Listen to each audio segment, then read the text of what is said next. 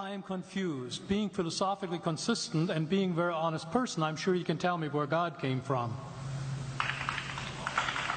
And in addition, once you've told me where God comes from, please try to clarify how you can figure that a spiritual force can have an impact on a material universe to create it.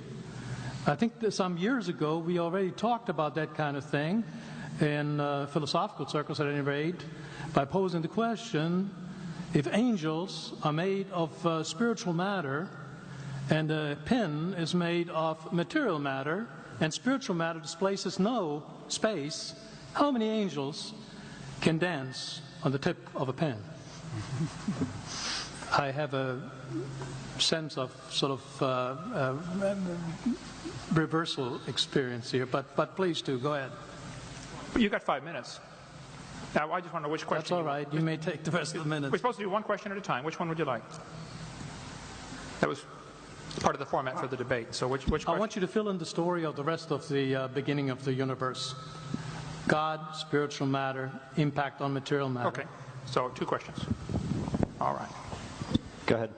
All right, your question, where did God come from, assumes that you're thinking of the wrong, obviously it displays that you're thinking of the wrong God, because the God of the Bible is not affected by time, space, or matter. If he's affected by time, space, or matter, he's not God.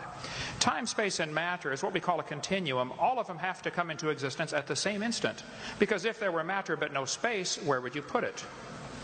If there were matter and space but no time, when would you put it? You cannot have time, space, or matter independently. They have to come into existence simultaneously. The Bible answers that in 10 words. In the beginning, there's time. God created the heaven, there's space, and the earth, there's matter. So you have time, space, matter created, a trinity of trinities there. Just, time is past, present, future. Space has length, width, height. Matter has solid, liquid, gas. You have a trinity of trinities created instantaneously. And the God who created them has to be outside of them. If he's limited by time, he's not God.